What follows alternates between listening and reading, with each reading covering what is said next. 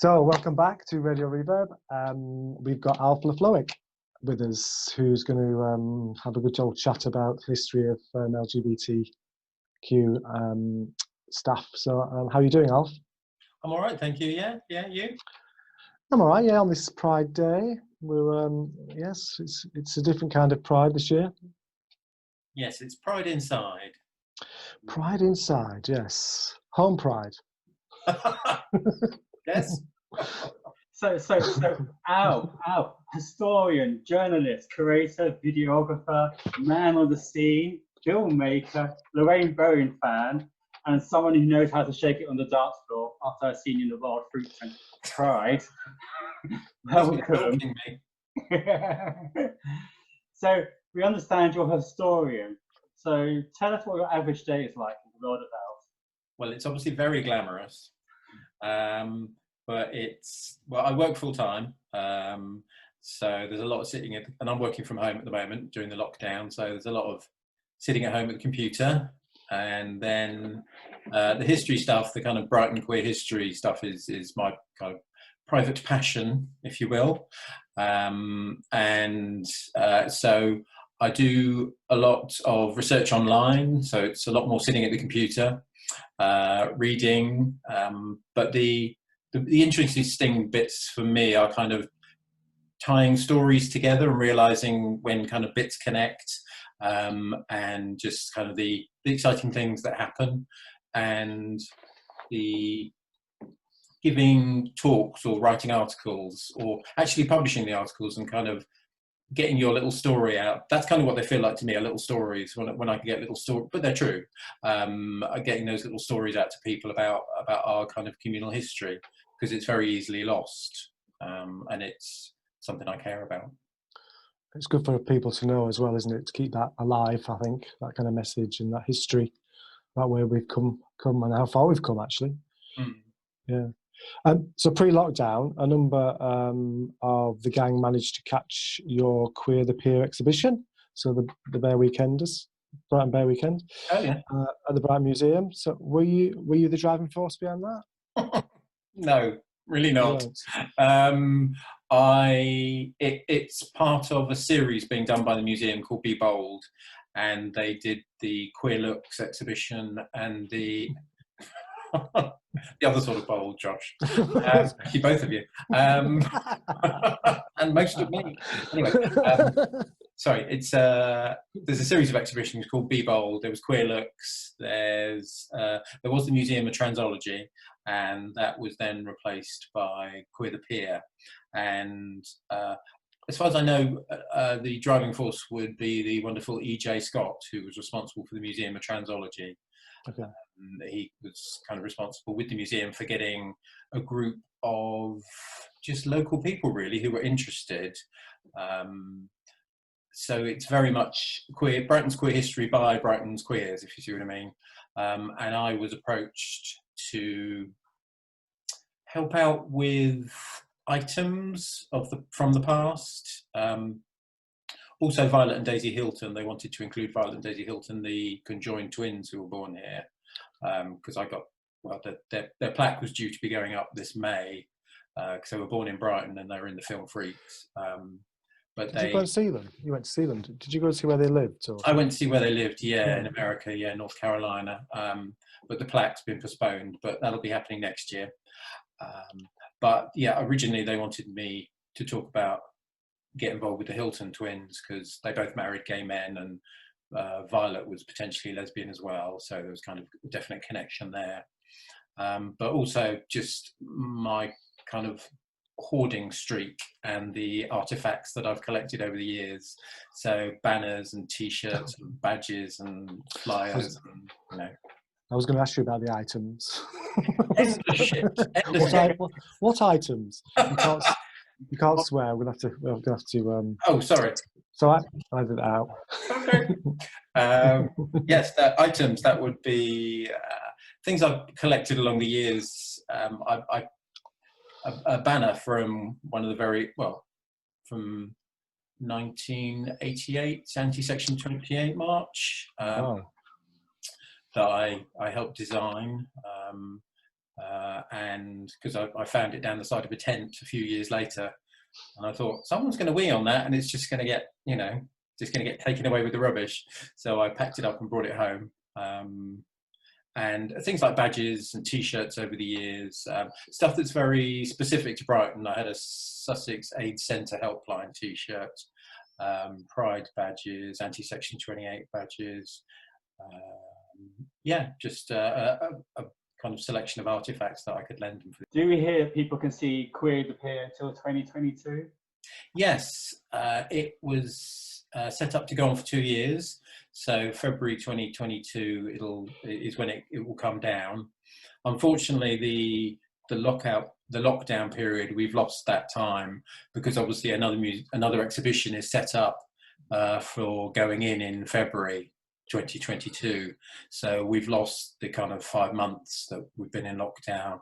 I think the museum's ready to open late August, something like that. But yeah, it's there for at least another year.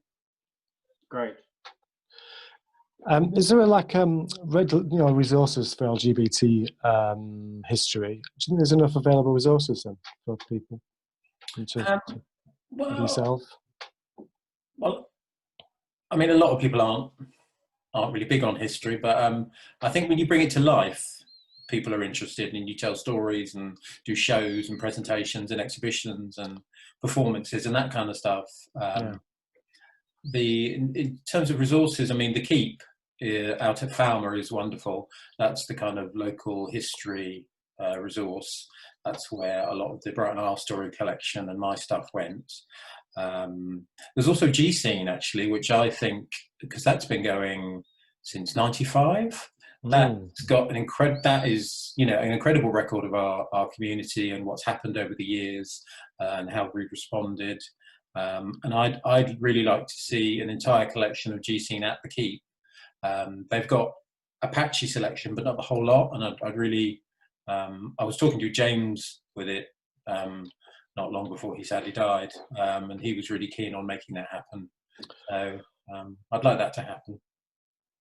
I know he was looking for, sorry, Graham, I know he was looking for the second issue, because I was on the front cover of the second issue. And it wasn't black, it was black and, it was like a purple colour, the thing. It wasn't colour, it was black and white. But it was like a purple cover. And I know somebody's got it, so I'm just trying to figure that out, because I know James couldn't get hold of it, I think. You're such a star, Josh. Don't hold me to that. Wait a second, Al. Weren't you on the front cover of G-Scene in June? No. Weren't you? No, I've never been on the cover of G-Scene. No, I was on the cover. I was on the cover when it first began. That's it, yeah. Were you on the cover of the Queer Guide? Yes. I've got that. Oh, you've got it? Yeah. That's good.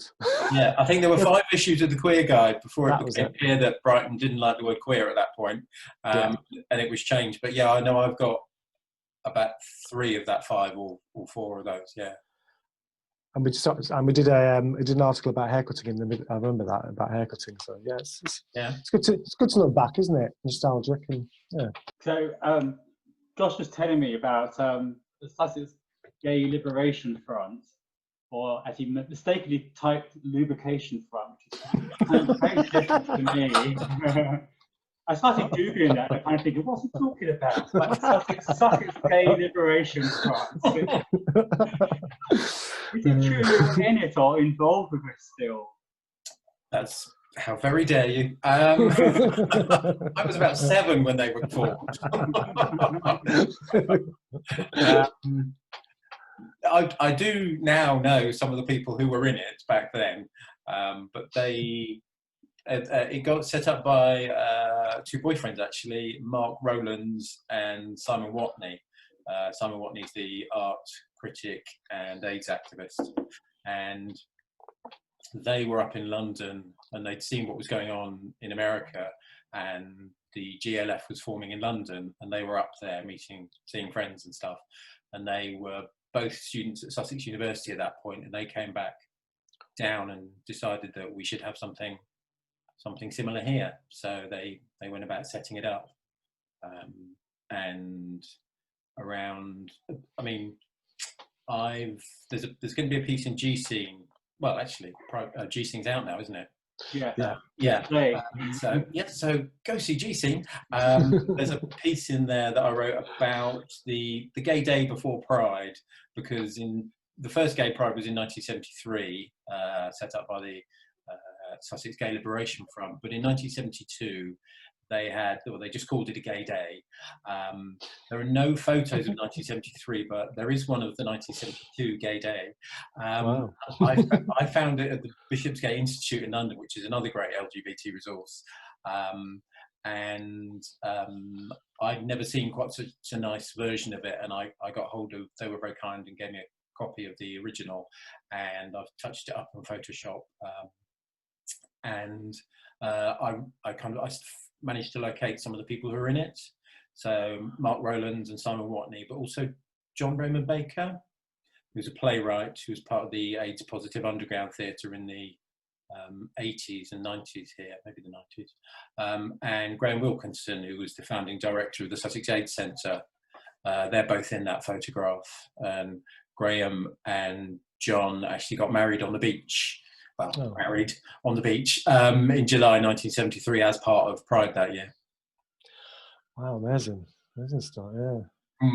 But unfortunately, it was quite a hostile environment, should we say, being gay at that point. And it wasn't until 1991 that Pride happened again, which grew out of the reaction to Section 28. Did you video 1991?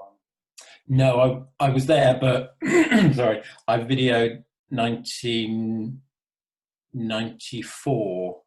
Yeah, just with a VHS kind of camera, the size of like a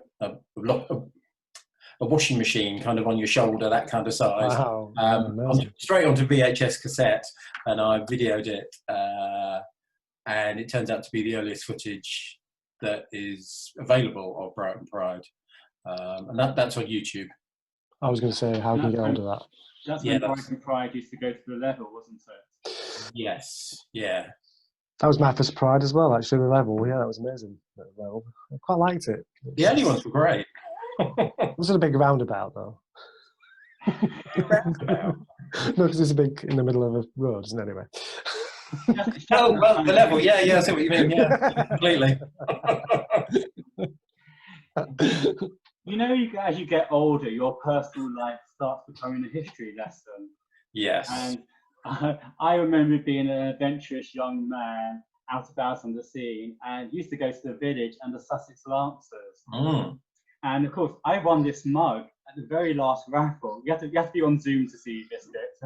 Wow. Yes. On the very last raffle of the Sussex Village, Sussex Lancers, the village, the BB prize was a Beatrice Potter book. You just written an article in G-Scene about Sussex Lancers. How did that all come about? I'd love to see your mug close up. Yeah, just describe the mug to the listeners. Oh, it's a kind of like Tom of Finland-esque kind of print on a white mug. So, yeah. Oh, lovely. Yeah. You have to look up Tom of Finland. You don't know what it is. Yeah. Very popular, that, isn't it? Yeah. Now, I was actually hanging out with the Lancers around 90 to 92, that kind of era. And I've kept friends with some people who were involved with them, and there was something about the look that I quite liked, and what kind of look was that, Al? Well, it was a very masculine look. Yes. Yes. Remember, we're on radio, and you have to. Yes. Yeah. I wasn't going to go there. Everybody else had now. What was that? I was going to say everybody else had, but I was talking about myself there.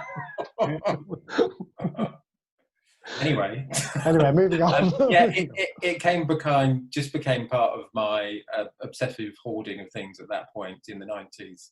I mean, for a decade, I collected flyers of events and things that were going on around town, and the 90s was a real time of kind of social change, and a real boom in the kind of queer community in Brighton.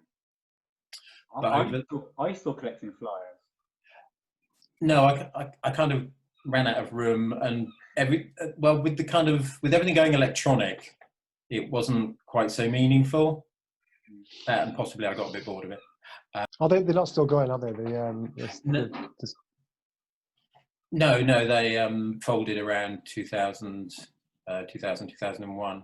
Right. No, I know what I was going to say. Sorry. It was over the 90s, the impact of AIDS hit them very hard, and I kind of helped. I volunteered at the Sussex AIDS Centre for a bit, and I knew Father Marcus, who set up Open Door, and yeah, I just started collecting. They became part of my collection, really, of resources and notes and things. And during lockdown, I've been in a way that I've been tracking down some of the Sussex Gay Liberation Front. I've been tracking down some of the ex-Lancers and doing Zoom chats and interviewing them and hearing all their saucy tales. Yeah, that's it. Well, yeah, amazing stuff. That must be fascinating. Must be very good to hear great stories. Yeah, can I just interject about donating today, because we're on it's Pride on Air today, and it's a fundraiser split between Radio Reverb and the Brighton Rainbow Fund. So if you listeners want to donate, you can go to radioreverb.com, or you can text Reverb, then a space, and the number of whole pounds you wish to donate to 70085. No pound sign, no dots or pence, just the number. You'll be charged your donation plus the cost of a standard text message. So please donate. It's for a great cause. And back to you, Alf. Yay, donate. Thank you. Yes, thank you very much. Considering your background in Brighton's LGBTQ+ history, what are your thoughts about the future and what lessons should we have learned? Oh, that's really big and really in 3 words. 30 seconds, no.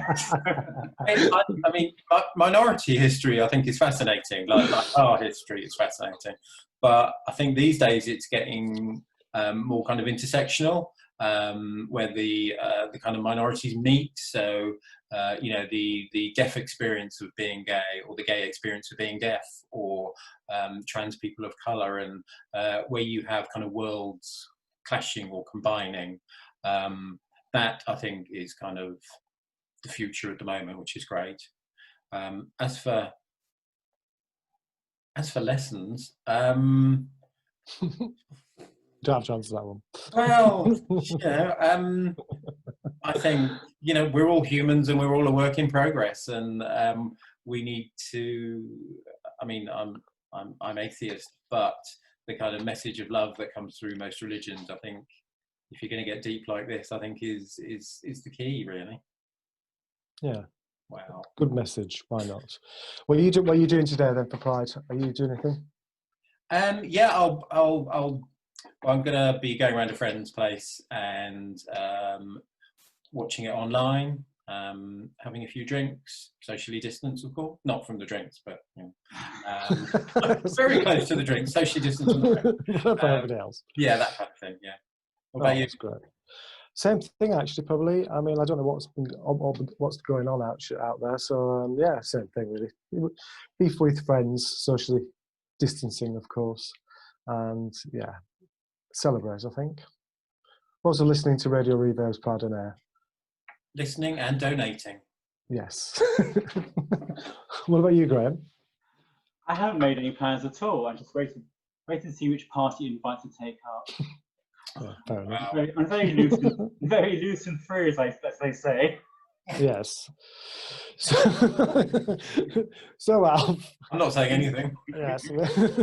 you've chosen. I was going to ask you one more question, Al. Yes, I was going to say to you, you're one of the few gay men that I see out on the full spectrum of the LGBTQ+ scene. I see you all over the place. And you're very comfortable with it. What other gay men missing out on that?